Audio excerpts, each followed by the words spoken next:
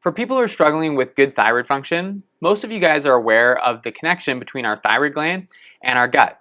And if you're not aware, then you might just know that you have thyroid symptoms, things like weight gain, fatigue, hair loss, brittle nails, and dry skin, in addition to digestive symptoms, things like constipation, diarrhea, bloating, reflux, and cramping.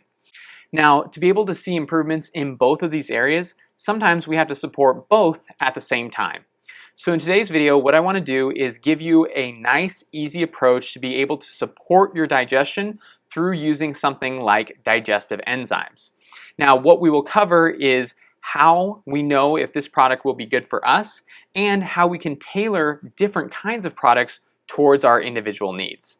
So if you like this information and you find it useful to you, make sure you subscribe to the channel and ring the bell. I post videos every single week, and that'll make sure that you don't miss any of the content. My name is Dr. Brad Bodel, and I specialize in helping women with low thyroid and Hashimoto's lose weight and improve their energy naturally. But to be able to do that and to be able to hit those goals, we have to make sure that our gut and our thyroid are supporting one another.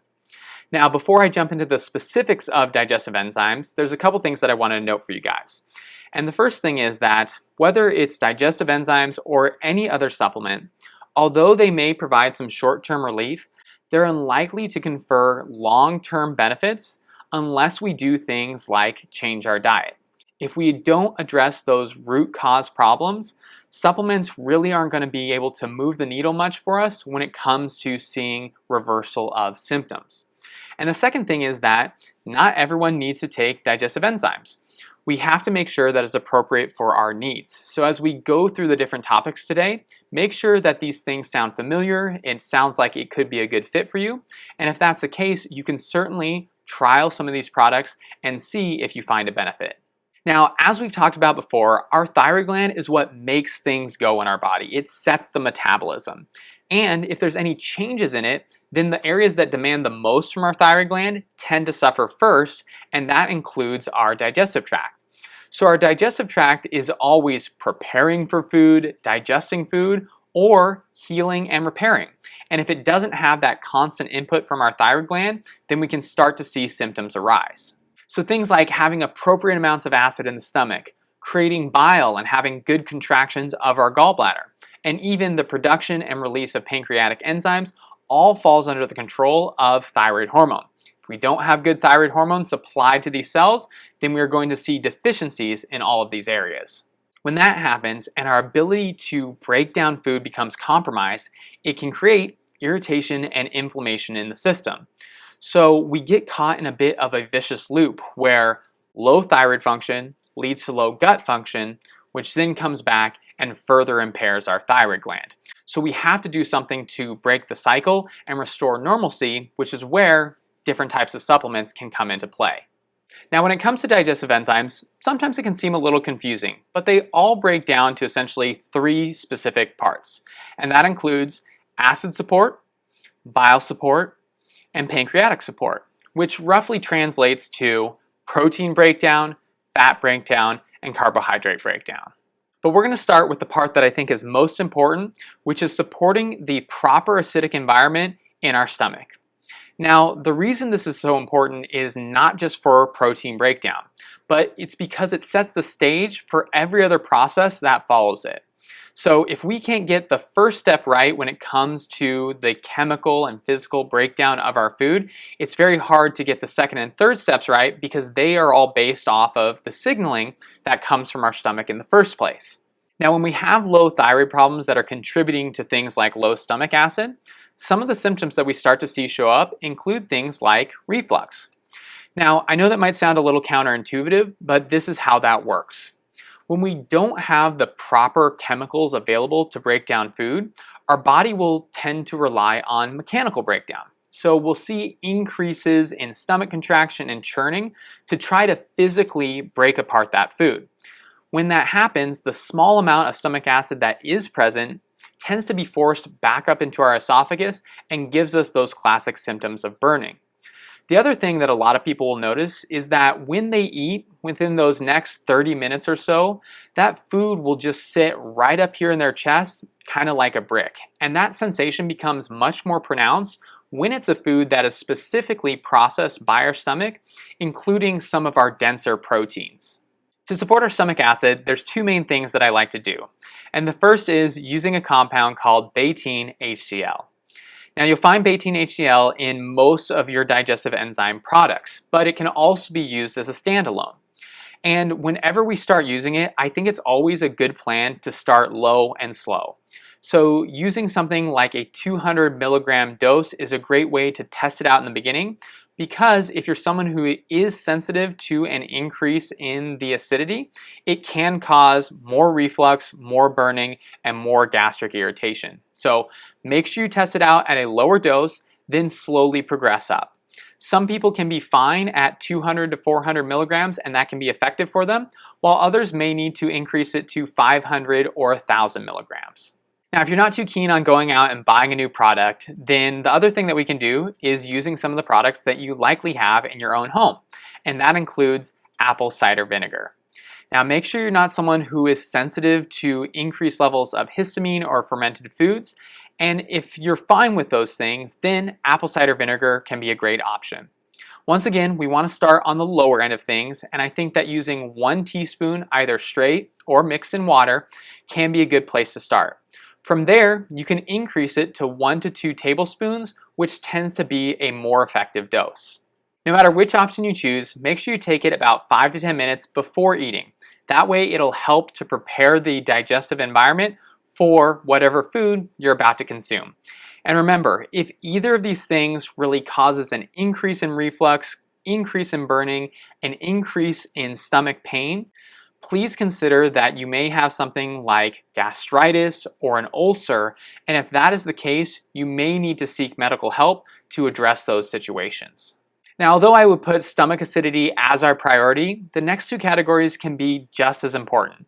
So let's move on to fat breakdown and how we can support good liver and gallbladder function. To keep things relatively brief, our liver produces bile, and that bile is stored in our gallbladder. Now, when we have low thyroid, it tends to decrease the amount of bile that's produced, and our contractions of our gallbladder become less efficient.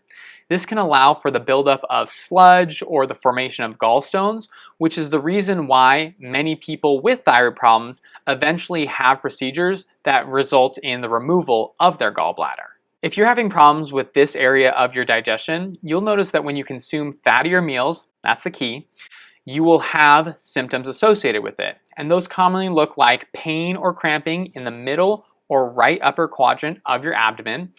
And a lot of people are more prone to having things like diarrhea when they have these fattier meals. Now, when it comes to aiding fat breakdown and supporting our liver and gallbladder, again, there's two main products that we can use. And the first is ox bile. Now, ox bile is typically sourced from cows and tends to provide a little bit more punch, which means that for the people who it works for, it can work really well. But others tend to be sensitive to it, and no matter what they do, they'll notice digestive cramping and diarrhea. So it's for this reason that a lot of products don't include ox bile. So if it's something that you want in your product, make sure you are reading those labels and determining the amounts that are included. Usually we want to start at about 25 milligrams, but as with most products, we can increase that amount and use 50 to 100 milligrams for a more therapeutic approach. If ox bile doesn't work well for you, make sure that your product is including lipases. So lipases are enzymes that will help with that fat breakdown. They tend to be a little bit more gentle, but when used in appropriate amounts, they can be just as supportive. But before we jump into our last category, I was wondering if you guys have played around and tested digestive enzymes before, and if you were aware that there was these different variations that comes with different products. Let me know in the comments below, and let me know if this is something that has been successful for you. So our last category is our pancreatic support, which tends to focus in on carbohydrate breakdown. Now, if you look at the label of a digestive enzyme product, and there's anything on there that ends in ACE, A-S-E, that isn't a protease or a lipase, which breaks down protein and fat, then usually it's something that will act on carbohydrates and help with their digestion. While I wish I could give you guys some real good specifics, it's a little tough because some brands use proprietary blends and don't always tell you the exact amount of each different enzyme that is present. So in general, what I recommend here is make sure that these are included in your digestive enzyme product, and ideally make sure that there is a variety of different enzymes. One or two usually doesn't do the trick because we all have differences and it's unlikely that that will specifically fit with your needs. So if we can have a blend of 4, 5, all the way up to 10 different enzymes, then that's usually a better option for us in terms of addressing the broad spectrum of diversity between individuals. So to make sure that you have a digestive enzyme product that allows you to improve your gut symptoms and support your thyroid, first, determine your tolerance for acidity, then assess whether or not you can have ox bile, lipase, or neither, and choose a product that has a broad spectrum of pancreatic enzymes. Once you do that, you'll be able to specialize and individualize that product for your needs, which will allow you to have the best outcomes. And one last little tip for you guys. A lot of people will ask me if they should take their digestive enzymes every time they eat. And it really depends on the severity of your gut symptoms. If you're someone who notices symptoms every time you eat, then yes, you should probably take your digestive enzymes with every meal and every snack. But if you're someone who has less of a reaction with smaller meals, then you likely don't need to take the digestive enzymes at that time. One little reminder is that if you're having a smaller meal, you will also likely want to decrease the dosage of the digestive enzymes that you're taking. But hopefully the information today was helpful and useful for you and provided some context for how you can approach some of these supplemental products. But if you're interested in getting some more help and want to work with me one-on-one, you can always send me an email at contact@seattlethyroidhelp.com, and I can get you all the information you need to be able to set up a free consultation and see if we're a good fit to work together. If you'd like some more information in terms of food and what sort of dietary approaches you should be taking to help support your thyroid, you can check out the link in the description box below, which will take you to my free download, which is 109 foods to boost your thyroid and improve your energy. And that will help you get started in terms of creating a new foundation of health on your thyroid journey. But if there's anything else you need, you're always welcome to reach out to me with questions, or you can leave them in the comments box below. I'm happy to help you out with them and answer some of those things to the best of my ability. Otherwise, I hope you guys are having an awesome week. I appreciate you all so much. Thank you for watching. My name is Dr. Brad Bodel, and I'll see you guys in the next video.